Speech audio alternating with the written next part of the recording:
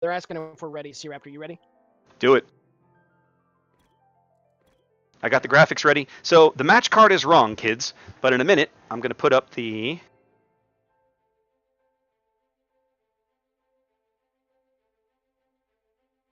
Wait for the loading screen to pop. There we go. All right. All right, so what we're about to bring you guys is Game 3 of the other Gold Division semifinal match. This is Absolute Territory and SF's Kraken Jacker team, who we saw win their quarterfinal match earlier in the stream. We are going to Game 3 here on the Atlantic. And this is set up to be great. In week 6 of the regular season, these two teams duked it out with Absolute Territory winning by a score of 2-1. So we're back here again in a Game 3. All right, here we go. One thing to know here, SeaRaptor, if SF manages to prevail, this will be the 4th season in a row that Kraken Jackers makes it to the Gold Finals. I know. They are easily the most consistent team in probably the entire league in terms of their play and their appearances in the playoffs. I mean, they're just there every year and doing a good job of it. Absolutely. And the one thing about them that sets them apart from every other team is that they rarely ever run radar. They don't. They're able to do it with excellent DD play and excellent CV spotting.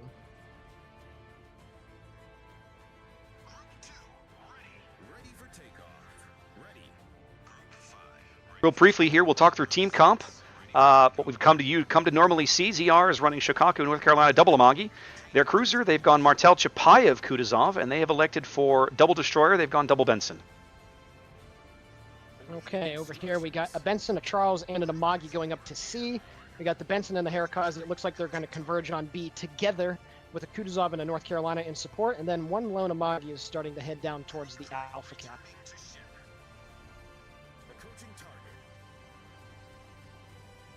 All right. Well, let me put up the big map while I'm syncing here.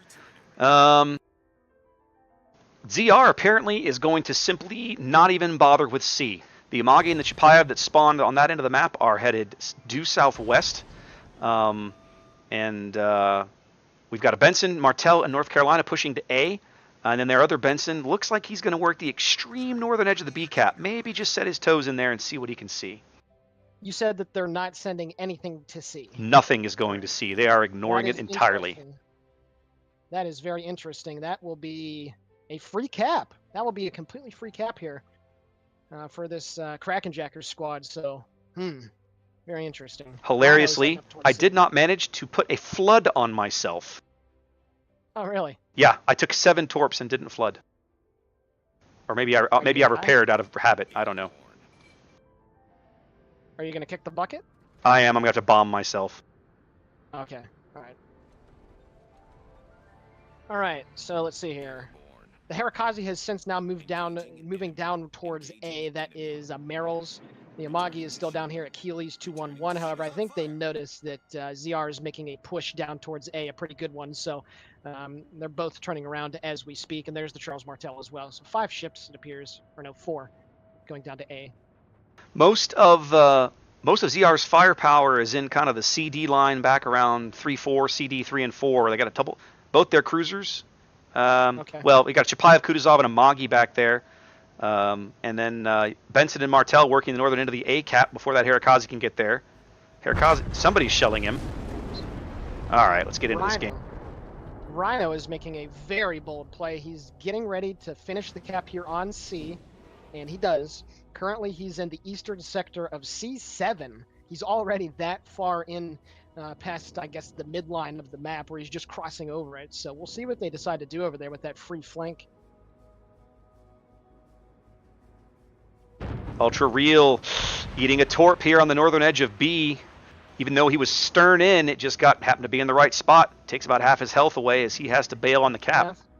That's a very nice torpedo salvo right there by Colonel Sanders, knowing exactly how far his torpedoes are going to go, and then launching it at the place that is most likely to be where the enemy Benson is at. So very nice torpedo salvo there, completely blind as well.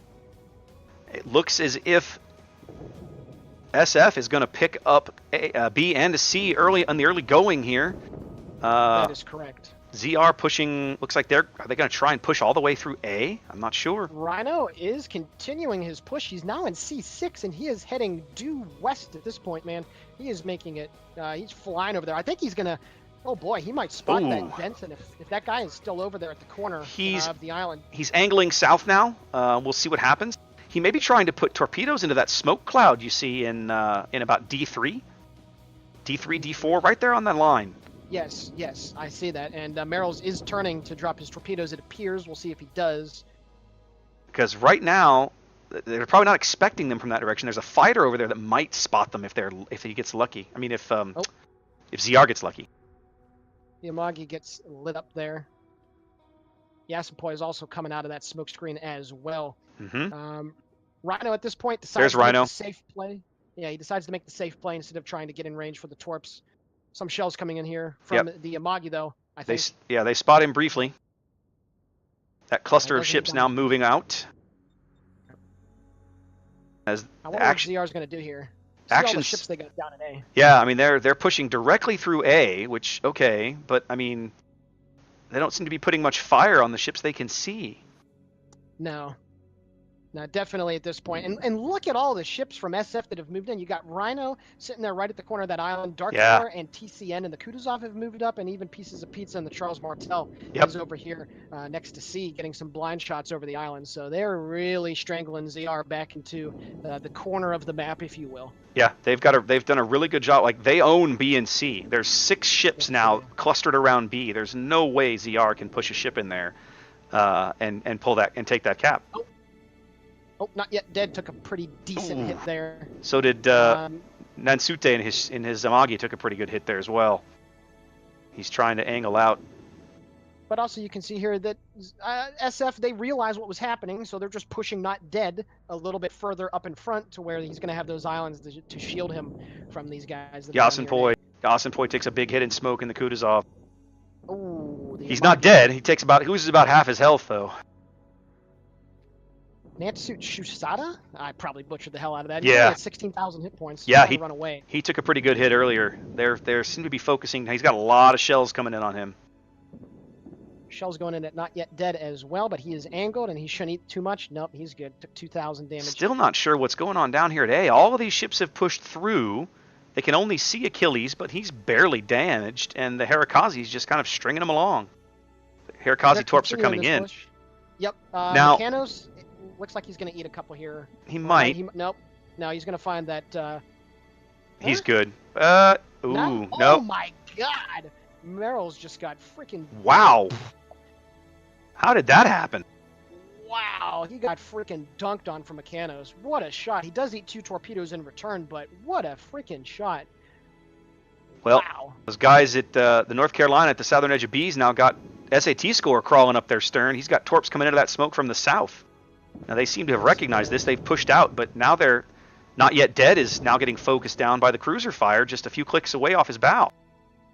Mechanos better turn here. He better turn hard left or he's going to eat some of those torps. It also appears not yet dead is the Kutuzov is raking him from right in the front. Yeah. Well, not just the Kutuzov. Mechanos is turning. Those torps are all spotted. He's found himself a gap, but nope, he's not going to make it. He did not plan that turn very well. He's going to take another one on the bow. No, they ran out right in front of him. Ran out? Oh, my gosh. His repair was down. So it was down. One of those, that would have been... oh, okay. That would have been a no bueno right there. Goodness gracious. Well, ZR on the strength of the Merrill's kill is only a few points down, less than 100 points down here with 12 minutes to play. Yasapoi ate crap from Darklore in the Amagi. He's down to 6,500 hit points. Yeah, both the cruisers there are under 10k and falling. Yasapoi now down to less than 2,000. Here it comes. Oh, there it is. Pieces of pizza with the AP gets them. Yep. However, it looks like Not Yet Dead is going to kick the bucket here. Well, Sanders is moving back in to smoke him, it looks like. But Dead is burning in 2 places. He's going to double, yeah. I don't know if he's going to be able to. Oh, is that a third fire? Hang on. It sure looks like it. Oh, the Chapayev is almost dead too. Nope. Oh boy. Wow. Later gets the kill. Oh, they trade. They trade. That was a good trade. That's a good trade for SF and a bad trade for ZR as SF maintains their lead now about 170 points here on the strength of 2 caps and 2 kills. And SF also has both of their Bensons here, dropping torpedoes into the oncoming battleships that are moving in. And this is when, in all honesty, SF is right in their zone. When they're relying on their DDs to make plays and deal damage, this is exactly the kind of situation that they want to find themselves They have in. some of the best DDs in gold. We've seen it time and time again. Yes, absolutely. Now, oh no, SAT makes an ill-advised turn. Oh, he eats a torp, but goodness, he is on about 2,000 HP. He almost ate 2, which would have been the end of him. Mechanos finds finds the hole. inside. Yep. SAT had just turned to start laying smoke when those torps were spotted, and he ate one right on the broadside. Achilles gets lit on fire from ACT as he's trying to run away. He is using his repair at the moment. However, he is burning. It appears he's got fire prevention on because the whole superstructure is raked. Some HE shells going in at Mechanos from Achilles in the Amagi. Dispersion looks decent. More torpedoes coming in. Mechanos going to take at least one of those on the belt. Yep. He was repairing. Yep, takes it on the belt. Hits his DCP. Kashimikaze throwing some shells long range at looks like Darklore. Yep, decent hit on him. Yeah, Kashimikaze out of the smoke now, trying to back into it where he'll still be spotted probably, but at least get some cover. Yeah, but he's providing a decent broadside there to. Well, he's taking a lot of damage, but at least they're not shooting at somebody else. He's got a lot of HP. Ultra Real spotted and drawing a lot of fire on the bottom end of B. ACT continues to burn down Achilles. It looks like his repair is on cooldown at the moment. But again, I harped on it already. Colonel Sanders and Rhino controlling this push that's coming up from the south with their torpedoes and with their smoke. They're spotting all of that very nice stuff that they do oh so well. Yep, Achilles continue to burn here on the 10 line as ACT score is detected.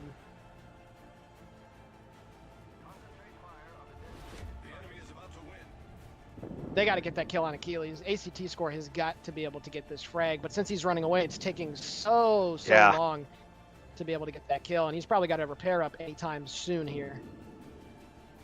Both these ZR battleships on the southern edge of B are just really, really beat up. Good hit on TCN there. More shells going in. Oh, yep. Somebody got. Maybe I haven't seen the Benson in a while. Achilles used his repair. He got double fired by ACT score, so now he's using. He just used his repair. ACT has given up chasing Achilles now. He's coming back to the fight at B.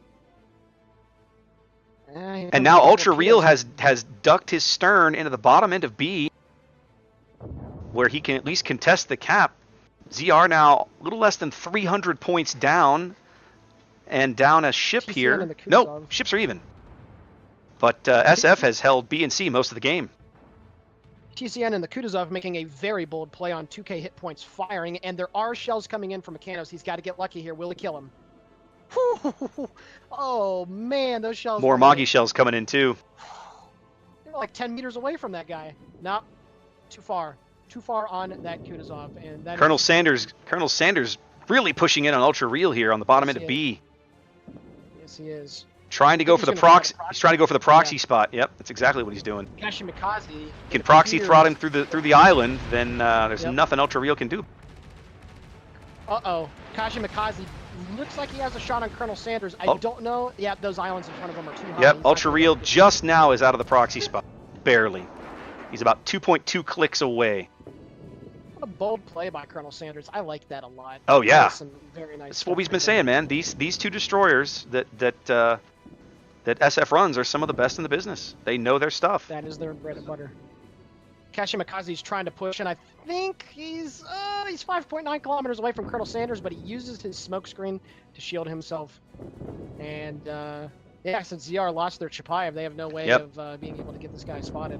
SF Kraken Jackers now less than 100 points from victory here, and moving on to their 4th consecutive final round of Warships Supremacy League here in Season 5.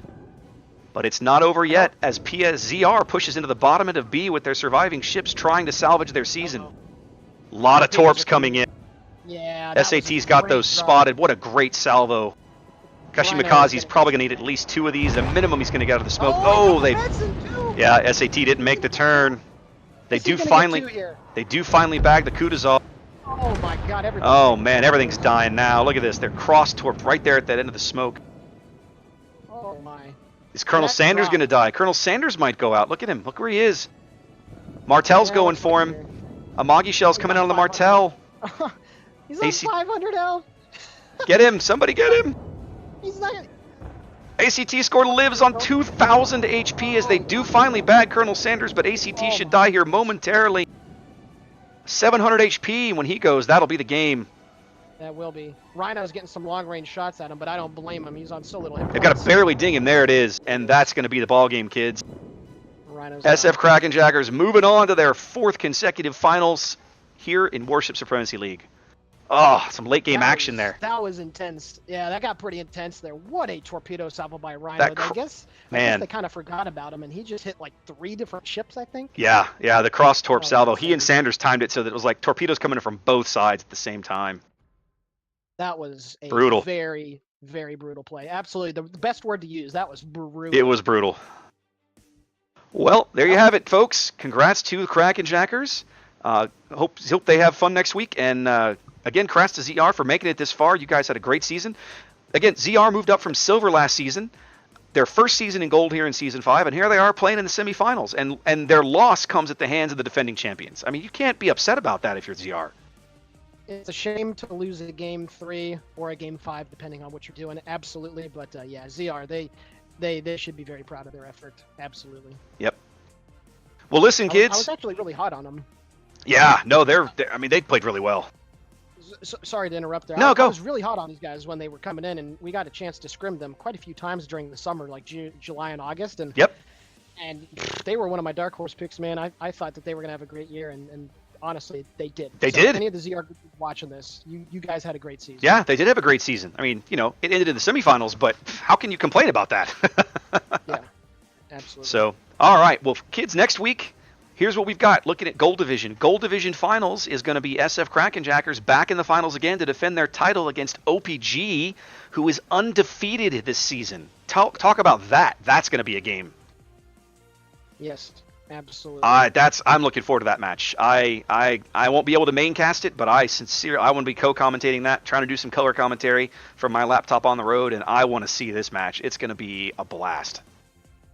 Both times that OPG and SF squared off during the regular season, OPG won both of them 2-0. However, it's not necessarily an accurate representation of how the matches went, because I believe in 3 out of the 4, SF had a pretty decent lead in the mid part of the game. And then OPG's individual skill was able to show itself and show why they have been the best team without a doubt in this season of Supremacy League. So yeah, SF, they do match up pretty all right against them. It'll be a very good series, that's for sure. And again, it's a best of 5. Yep, best of 5 next week. Finals in Supremacy League are best of 5. It's a bit of a format change, right? We play best of 3 all season long until the finals, when we play best of 5. Last season, of course, APOC took SF's Kraken Jackers to Game 5, and finally did lose there. We were down 0-2 and won back-to-back games to force a Game 5, and just fell short. Man, that was a good match.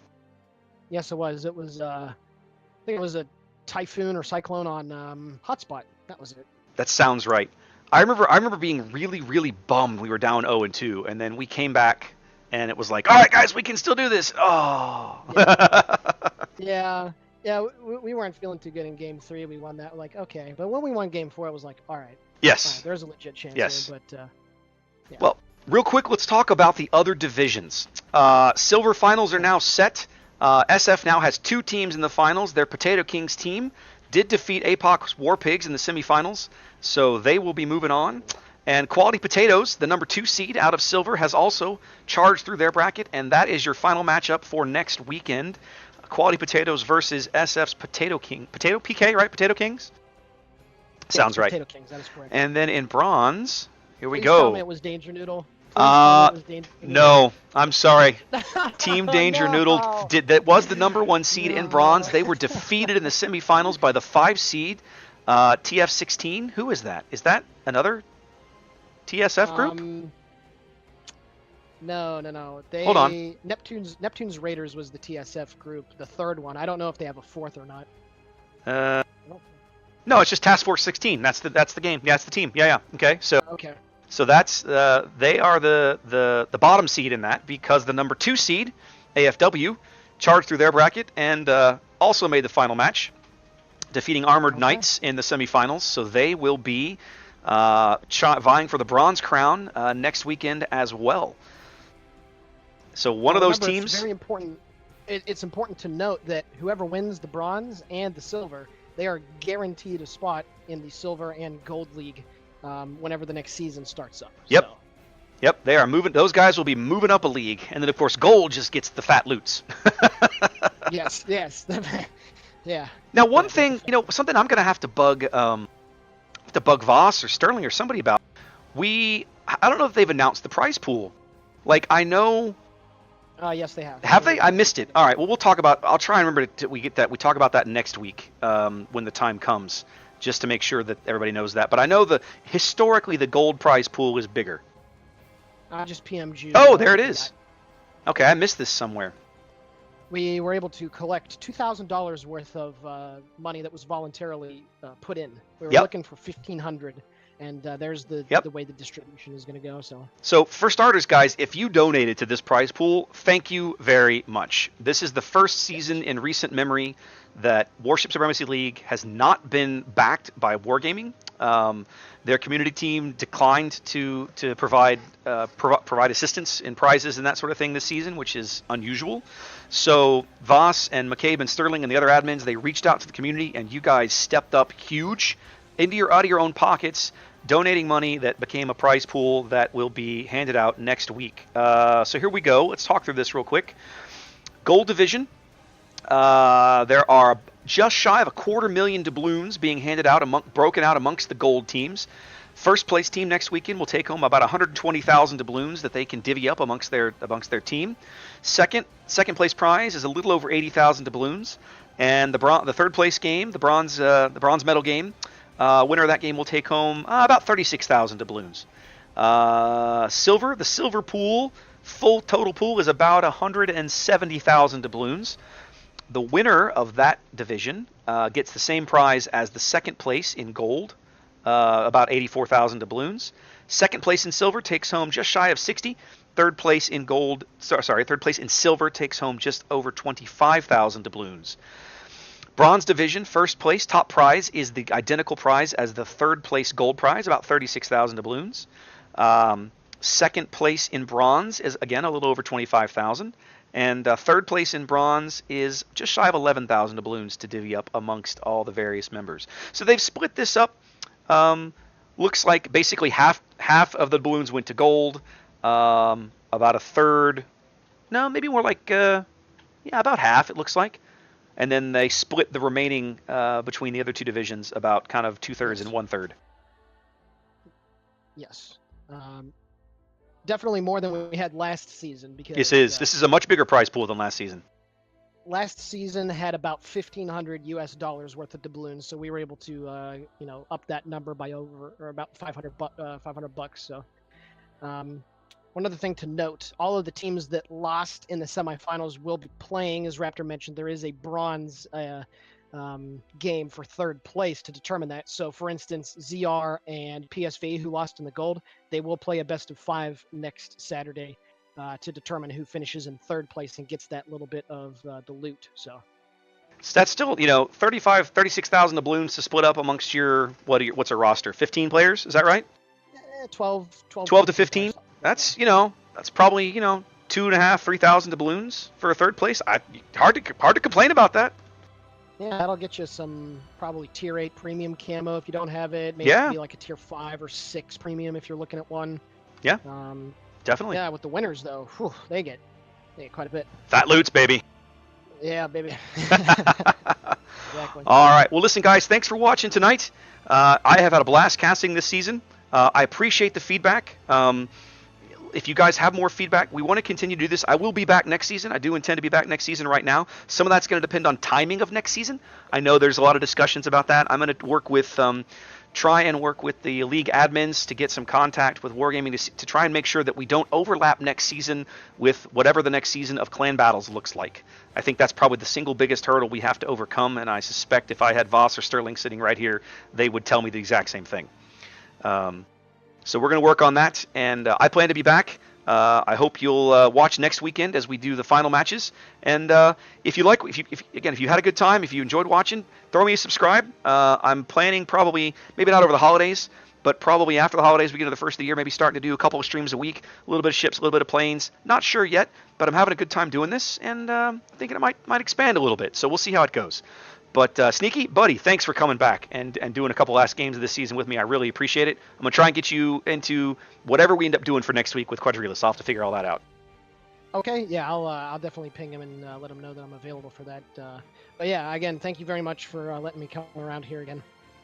Awesome.